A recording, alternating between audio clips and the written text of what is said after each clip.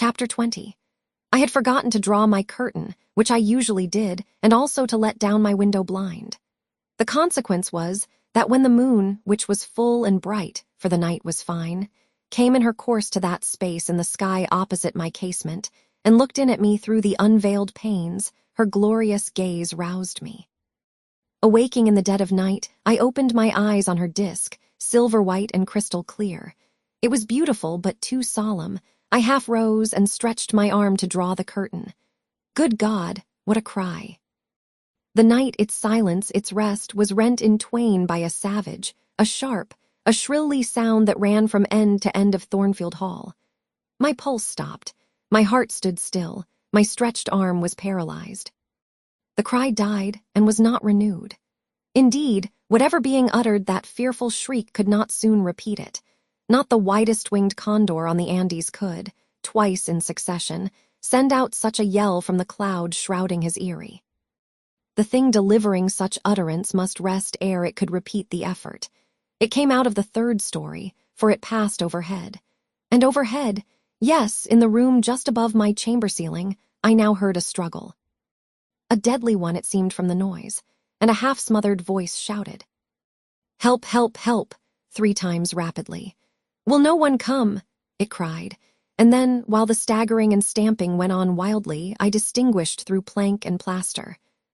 "Rochester! Rochester, for God's sake, come." A chamber door opened. Someone ran or rushed along the gallery. Another step stamped on the flooring above, and something fell, and there was silence. I had put on some clothes, though horror shook all my limbs.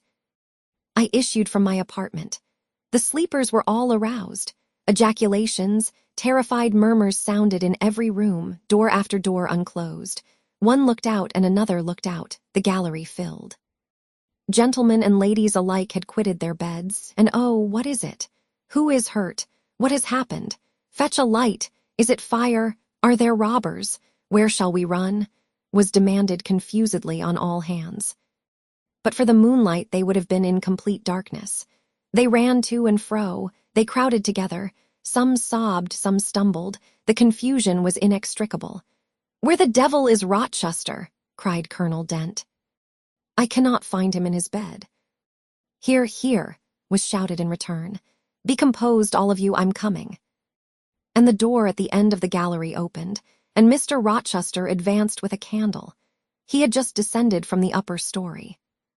One of the ladies ran to him directly. She seized his arm. It was Miss Ingram. "What awful event has taken place?" said she. "Speak, let us know the worst at once." "But don't pull me down or strangle me," he replied. For the Misses Eshton were clinging about him now, and the 2 dowagers in vast white wrappers were bearing down on him like ships in full sail. All's right, he cried. "It's a mere rehearsal of Much Ado About Nothing. Ladies, keep off, or I shall wax dangerous." And dangerous he looked. His black eyes darted sparks. Calming himself by an effort, he added, "A servant has had the nightmare, that is all. She's an excitable, nervous person. She construed her dream into an apparition, or something of that sort, no doubt, and has taken a fit with fright. Now then, I must see you all back into your rooms, for till the house is settled, she cannot be looked after. Gentlemen, have the goodness to set the ladies the example. Miss Ingram, I am sure you will not fail in evincing superiority to idle terrors. Amy and Louisa, return to your nests like a pair of doves, as you are. Mesdames, to the dowagers, you will take cold to a dead certainty if you stay in this chill gallery any longer." And so, by dint of alternate coaxing and commanding, he contrived to get them all once more enclosed in their separate dormitories. I did not wait to be ordered back to mine, but retreated unnoticed, as unnoticed I had left it. Not, however, to go to bed. On the contrary, I began and dressed myself carefully. The sounds I had heard after the scream, and the words that had been uttered, had probably been heard only by me, for they had proceeded from the room above mine. But they assured me that it was not a servant's dream which had thus struck horror through the house, and that the explanation Mr. Rochester had given was merely an invention framed to pacify his guests. I dressed, then, to be ready for emergencies. When dressed, I sat a long time by the window looking out over the silent grounds and silvered fields and waiting for I knew not what. It seemed to me that some event must follow the strange cry, struggle, and call. No. Stillness returned. Each murmur and movement ceased gradually, and in about an hour Thornfield Hall was again as hushed as a desert. It seemed that sleep and night had resumed their empire. Meantime, the moon declined. She was about to set. Not liking to sit in the cold and darkness, I thought I would lie down on my bed, dressed as I was. I left the window and moved with little noise across the carpet. As I stooped to take off my shoes, a cautious hand tapped low at the door. "Am I wanted?" I asked. "Are you up?" asked the voice I expected to hear, viz., my master. "Yes, sir." "And dressed?" "Yes." "Come out then, quietly." I obeyed. Mr. Rochester stood in the gallery holding a light. "I want you," he said. "Come this way, take your time, and make no noise." My slippers were thin. I could walk the matted floor as softly as a cat. He glided up the gallery and up the stairs, and stopped in the dark, low corridor of the fateful third story. I had followed and stood at his side. "Have you a sponge in your room?" he asked in a whisper. "Yes, sir." "Have you any salts, volatile salts?" "Yes." "Go back and fetch both." I returned, sought the sponge on the washstand, the salts in my drawer, and once more retraced my steps. He still waited. He held a key in his hand.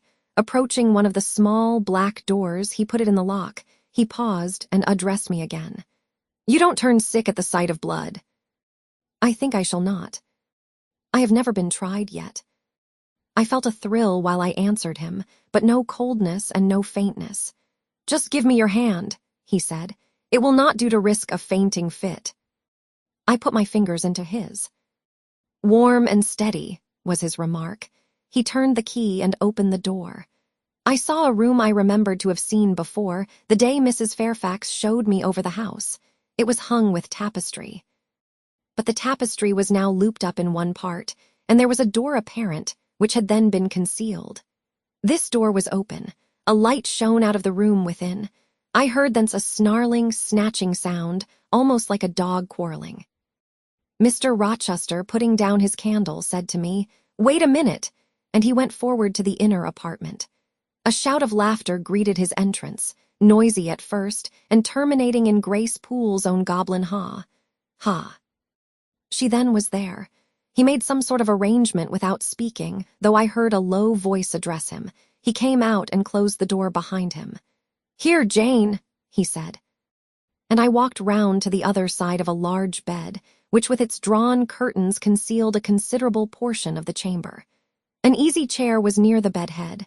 A man sat in it, dressed with the exception of his coat. He was still. His head leant back. His eyes were closed.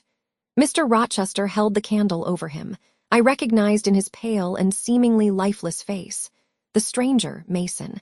I saw, too, that his linen on one side and one arm was almost soaked in blood. "Hold the candle," said Mr. Rochester, and I took it. He fetched a basin of water from the washstand. "Hold that," said he. I obeyed.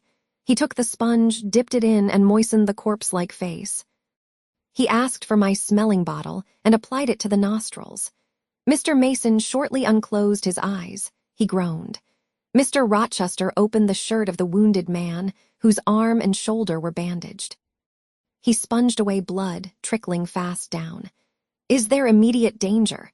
murmured Mr. Mason. "Pooh, no, a mere scratch. Don't be so overcome, man, bear up. I'll fetch a surgeon for you now myself. You'll be able to be removed by morning, I hope. Jane," he continued.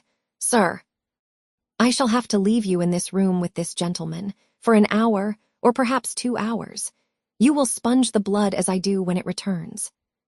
If he feels faint, you will put the glass of water on that stand to his lips and your salts to his nose. You will not speak to him on any pretext. And, Richard, it will be at the peril of your life if you speak to her. Open your lips, agitate yourself, and I'll not answer for the consequences." Again the poor man groaned. He looked as if he dared not move. Fear, either of death or of something else, appeared almost to paralyze him. "Mr. Rochester put the now bloody sponge into my hand, and I proceeded to use it as he had done. He watched me a second, then saying, "Remember!" No conversation. He left the room. I experienced a strange feeling as the key grated in the lock, and the sound of his retreating steps ceased to be heard. Here then I was in the third story, fastened into one of its mystic cells, night around me. A pale and bloody spectacle under my eyes and hands, a murderess hardly separated from me by a single door. Yes, that was appalling, the rest I could bear, but I shuddered at the thought of Grace Poole bursting out upon me.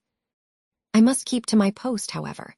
I must watch this ghastly countenance, these blue, still lips forbidden to unclose, these eyes now shut, now opening, now wandering through the room, now fixing on me and ever glazed with the dullness of horror. I must dip my hand again and again in the basin of blood and water and wipe away the trickling gore. I must see the light of the unsnuffed candle wane on my employment. The shadows darken on the wrought, antique tapestry round me and grow black under the hangings of the vast old bed and quiver strangely over the doors of a great cabinet opposite, whose front, divided into 12 panels, bore, in grim design, the heads of the 12 apostles, each enclosed in its separate panel as in a frame. While above them at the top rose an ebon crucifix and a dying Christ. According as the shifting obscurity and flickering gleam hovered here or glanced there, it was now the bearded physician, Luke, that bent his brow, now sent. John's long hair that waved, and anon the devilish face of Judas that grew out of the panel and seemed gathering life and threatening a revelation of the arch-traitor, of Satan himself, in his subordinate's form.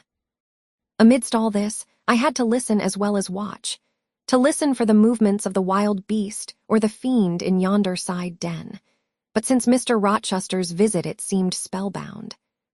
All the night I heard but 3 sounds at 3 long intervals. A step creak, a momentary renewal of the snarling, canine noise, and a deep human groan. Then my own thoughts worried me. What crime was this, that lived incarnate in this sequestered mansion, and could neither be expelled nor subdued by the owner? What mystery, that broke out now in fire and now in blood at the deadest hours of night? What creature was it that, masked in an ordinary woman's face and shape, uttered the voice, now of a mocking demon and anon of a carrion-seeking bird of prey? And this man I bent over, this commonplace, quiet stranger, how had he become involved in the web of horror? And why had the fury flown at him? What made him seek this quarter of the house at an untimely season, when he should have been asleep in bed? I had heard Mr. Rochester assign him an apartment below. What brought him here? And why, now, was he so tame under the violence or treachery done him? Why did he so quietly submit to the concealment Mr. Rochester enforced? Why did Mr. Rochester enforce this concealment? His guest had been outraged. His own life on a former occasion had been hideously plotted against, and both attempts he smothered in secrecy and sank in oblivion. Lastly, I saw Mr. Mason was submissive to Mr. Rochester, that the impetuous will of the latter held complete sway over the inertness of the former. The few words which had passed between them assured me of this. It was evident that in their former intercourse, the passive disposition of the one had been habitually influenced by the active energy of the other. Whence then had arisen Mr. Rochester's dismay when he heard of Mr. Mason's arrival? Why had the mere name of this unresisting individual, whom his word now sufficed to control like a child, fallen on him, a few hours since, as a thunderbolt might fall on an oak? Oh, I could not forget his look and his paleness when he whispered, "Jane, I have got a blow. I have got a blow, Jane." I could not forget how the arm had trembled which he rested on my shoulder. And it was no light matter which could thus bow the resolute spirit and thrill the vigorous frame of Fairfax Rochester. "When will he come? When will he come?" I cried inwardly, as the night lingered and lingered, as my bleeding patient drooped, moaned, sickened. And neither day nor aid arrived. I had, again and again, held the water to Mason's white lips, again and again offered him the stimulating salts. My efforts seemed ineffectual. Either bodily or mental suffering, or loss of blood, or all 3 combined, were fast prostrating his strength. He moaned so and looked so weak, wild, and lost, I feared he was dying, and I might not even speak to him. The candle, wasted at last, went out. As it expired, I perceived streaks of gray light edging the window curtains. Dawn was then approaching. Presently I heard Pilot bark far below, out of his distant kennel in the courtyard. Hope revived, nor was it unwarranted. In 5 minutes more the grating key, the yielding lock, warned me my watch was relieved. It could not have lasted more than 2 hours. Many a week has seemed shorter. Mr. Rochester entered, and with him the surgeon he had been to fetch. "Now, Carter, be on the alert," he said to this last. "I give you but half an hour for dressing the wound, fastening the bandages, getting the patient downstairs and all." "But is he fit to move, sir?" "No doubt of it. It is nothing serious. He is nervous, his spirits must be kept up. Come, set to work." Mr. Rochester drew back the thick curtain, drew up the Holland blind, let in all the daylight he could. And I was surprised and cheered to see how far dawn was advanced, what rosy streaks were beginning to brighten the east. Then he approached Mason, whom the surgeon was already handling. "Now, my good fellow, how are you?" he asked. "She's done for me, I fear," was the faint reply. "Not a whit. Courage, this day fortnight you'll hardly be a pin the worse of it. You've lost a little blood, that's all. Carter, assure him there's no danger." "I can do that conscientiously," said Carter, who had now undone the bandages. "Only I wish I could have got here sooner. He would not have bled so much. But how is this? The flesh on the shoulder is torn as well as cut. This wound was not done with a knife. There have been teeth here." "She bit me," he murmured. "She worried me like a tigress, when Rochester got the knife from her." "You should not have yielded. You should have grappled with her at once," said Mr. Rochester. "But under such circumstances, what could one do?" returned Mason. "Oh, it was frightful," he added, shuddering. "And I did not expect it. She looked so quiet at first." "I warned you," was his friend's answer. "I said, be on your guard when you go near her. Besides, you might have waited till tomorrow and had me with you. It was mere folly to attempt the interview tonight, and alone. I thought I could have done some good." You thought. Yes, it makes me impatient to hear you. But however, you have suffered, and are likely to suffer enough for not taking my advice, so I'll say no more. Carter, hurry. Hurry, the sun will soon rise, and I must have him off. Directly, sir. The shoulder is just bandaged. I must look to this other wound in the arm. She has had her teeth here too, I think. She sucked the blood. She said she'd drain my heart, said Mason. I saw Mr. Rochester shudder. A singularly marked expression of disgust, horror, hatred, warped his countenance almost to distortion. But he only said, "Come, be silent, Richard, and never mind her gibberish. Don't repeat it." "I wish I could forget it," was the answer. "You will when you are out of the country. When you get back to Spanish Town, you may think of her as dead and buried, or rather, you need not think of her at all. Impossible to forget this night." "It is not impossible. Have some energy, man.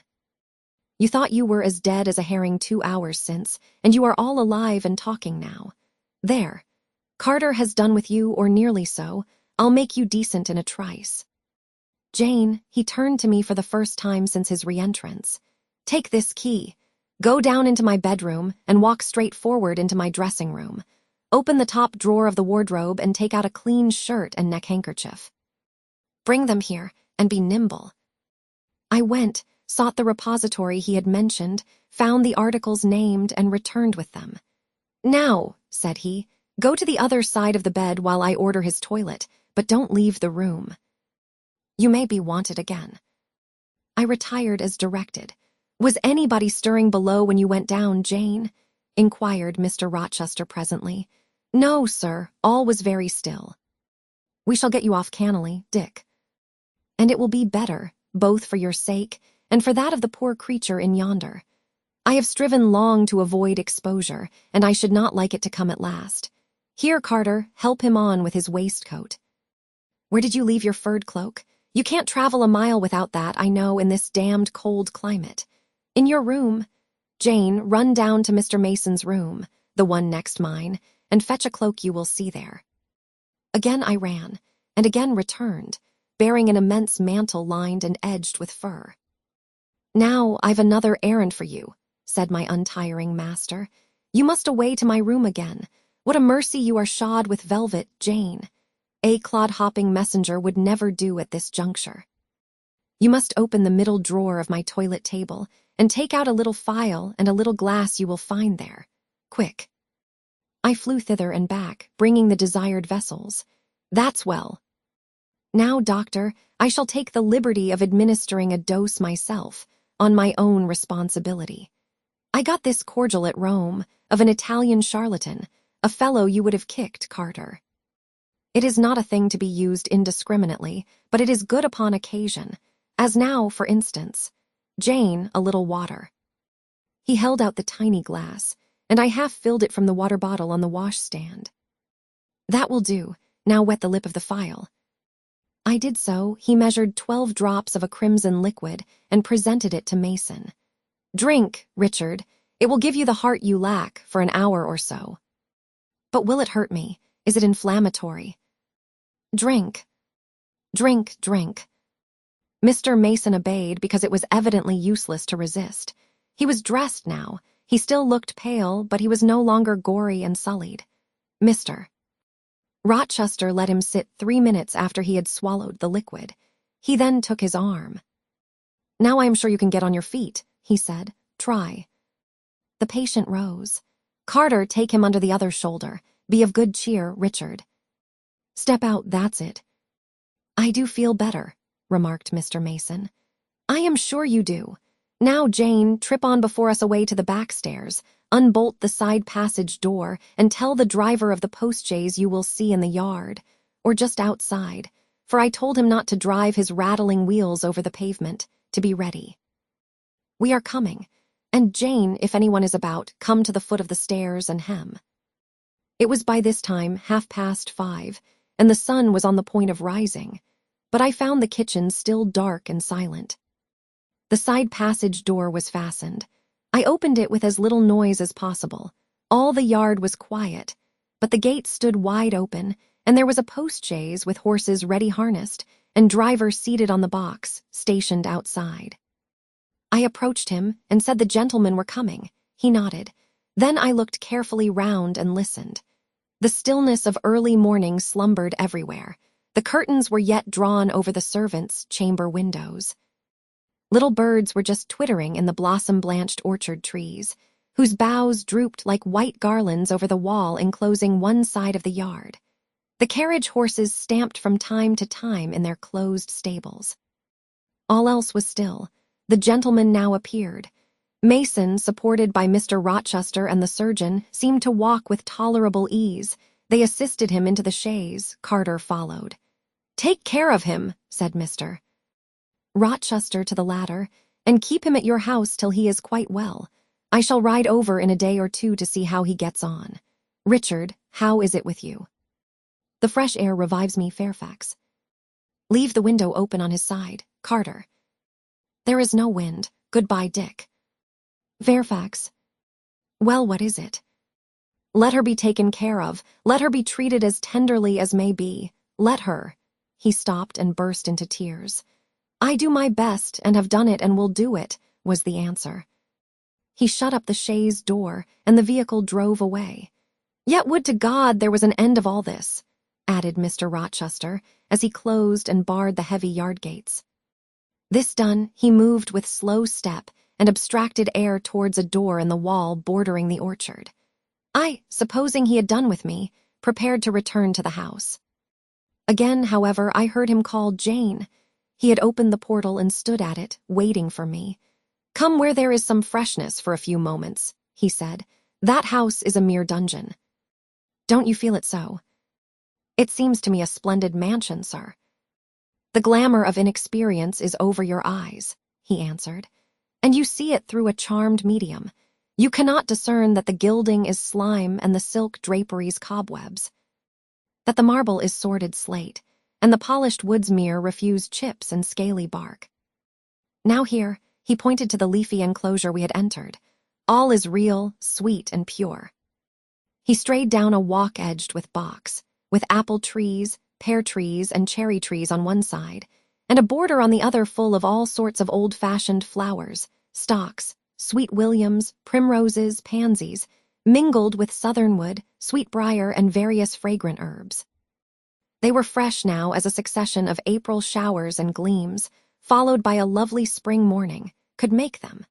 The sun was just entering the dappled east, and his light illumined the wreathed and dewy orchard trees and shone down the quiet walks under them. "Jane, will you have a flower?" He gathered a half-blown rose, the first on the bush, and offered it to me. "Thank you, sir." "Do you like this sunrise, Jane? That sky with its high and light clouds, which are sure to melt away as the day waxes warm, this placid and balmy atmosphere." "I do, very much." "You have passed a strange night, Jane." "Yes, sir." "And it has made you look pale. Were you afraid when I left you alone with Mason?" "I was afraid of someone coming out of the inner room. But I had fastened the door. I had the key in my pocket. I should have been a careless shepherd if I had left a lamb, my pet lamb, so near a wolf's den, unguarded. You were safe." "Will Grace Poole live here still, sir?" "Oh, yes." "Don't trouble your head about her. Put the thing out of your thoughts.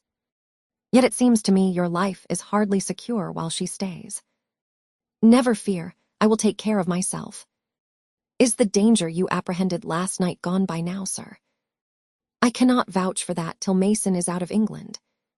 "Nor even then. To live, for me, Jane, is to stand on a crater crust which may crack and spew fire any day. But Mr. Mason seems a man easily led. Your influence, sir, is evidently potent with him. He will never set you at defiance or willfully injure you." "Oh, no, Mason will not defy me, nor, knowing it, will he hurt me. But unintentionally he might in a moment, by one careless word, deprive me, if not of life, yet forever of happiness. Tell him to be cautious, sir. Let him know what you fear, and show him how to avert the danger." He laughed sardonically, hastily took my hand, and as hastily threw it from him. "If I could do that, simpleton, where would the danger be? Annihilated in a moment. Ever since I have known Mason, I have only had to say to him, 'Do that,' and the thing has been done. But I cannot give him orders in this case. I cannot say, 'Beware of harming me, Richard,' for it is imperative that I should keep him ignorant that harm to me is possible. Now you look puzzled, and I will puzzle you further. You are my little friend, are you not? I like to serve you, sir, and to obey you in all that is right." "Precisely, I see you do. I see genuine contentment in your gait and mien, your eye and face, when you are helping me and pleasing me, working for me, and with me in, as you characteristically say, all that is right.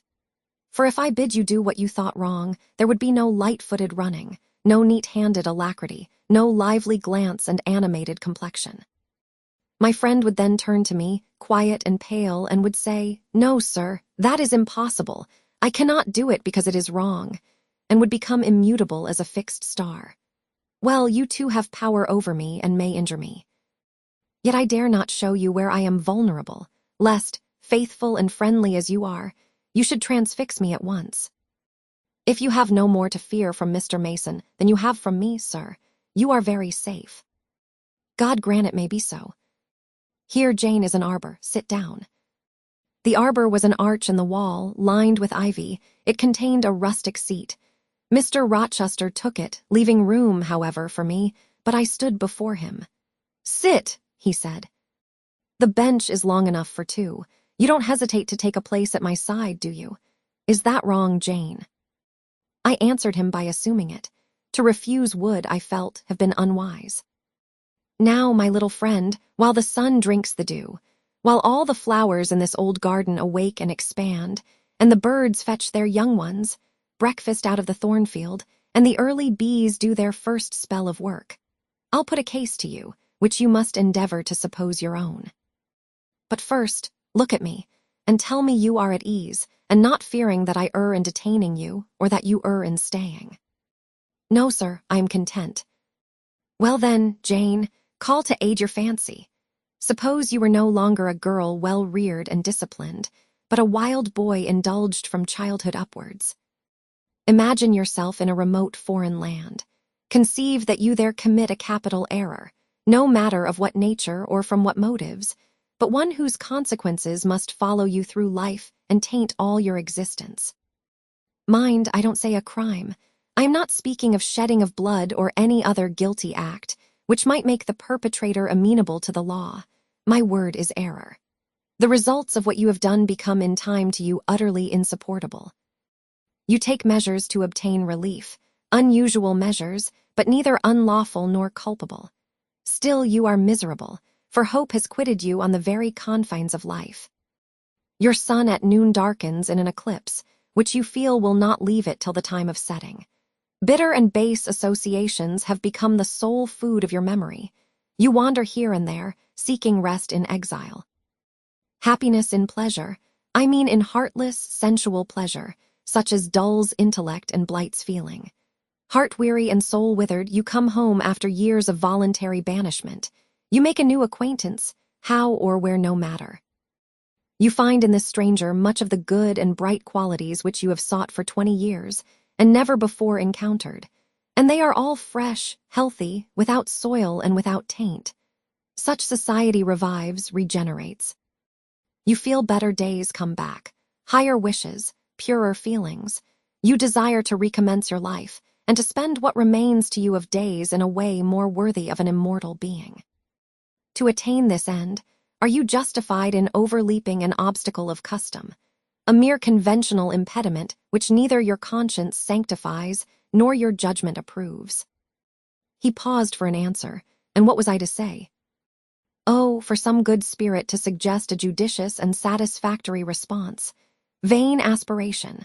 The west wind whispered in the ivy round me, but no gentle Ariel borrowed its breath as a medium of speech. The birds sang in the treetops. But their song, however sweet, was inarticulate. Again Mr. Rochester propounded his query. Is the wandering and sinful, but now rest-seeking and repentant, man justified in daring the world's opinion, in order to attach to him forever this gentle, gracious, genial stranger, thereby securing his own peace of mind and regeneration of life? Sir, I answered, a wanderer's repose or a sinner's reformation should never depend on a fellow creature. Men and women die, philosophers falter in wisdom, and Christians in goodness. If anyone you know has suffered and erred, let him look higher than his equals for strength to amend and solace to heal. But the instrument. God, who does the work, ordains the instrument. I have myself, I tell it you without parable, been a worldly, dissipated, restless man, and I believe I have found the instrument for my cure in. He paused. The birds went on caroling, the leaves lightly rustling. I almost wondered they did not check their songs and whispers to catch the suspended revelation, but they would have had to wait many minutes, so long was the silence protracted. At last I looked up at the tardy speaker. He was looking eagerly at me. "Little friend," said he, in quite a changed tone, while his face changed too, losing all its softness and gravity and becoming harsh and sarcastic. "You have noticed my tender penchant for Miss Ingram. Don't you think if I married her, she would regenerate me with a vengeance?" He got up instantly, went quite to the other end of the walk, and when he came back he was humming a tune. Jane, said he, stopping before me, you are quite pale with your vigils. Don't you curse me for disturbing your rest." "Curse you? No, sir." "Shake hands in confirmation of the word. What cold fingers." "They were warmer last night when I touched them at the door of the mysterious chamber. Jane, when will you watch with me again?" "Whenever I can be useful, sir. For instance, the night before I am married. I am sure I shall not be able to sleep. Will you promise to sit up with me to bear me company? To you I can talk of my lovely one, for now you have seen her and know her." "Yes, sir." "She's a rare one, is she not, Jane?" "Yes, sir." "A strapper, a real strapper, Jane. Big, brown, and buxom, with hair just such as the ladies of Carthage must have had. Bless me, there's Dent and Lynn in the stables. Go in by the shrubbery through that wicket." As I went one way, he went another, and I heard him in the yard, saying cheerfully, "Mason got the start of you all this morning." He was gone before sunrise. I rose at 4 to see him off.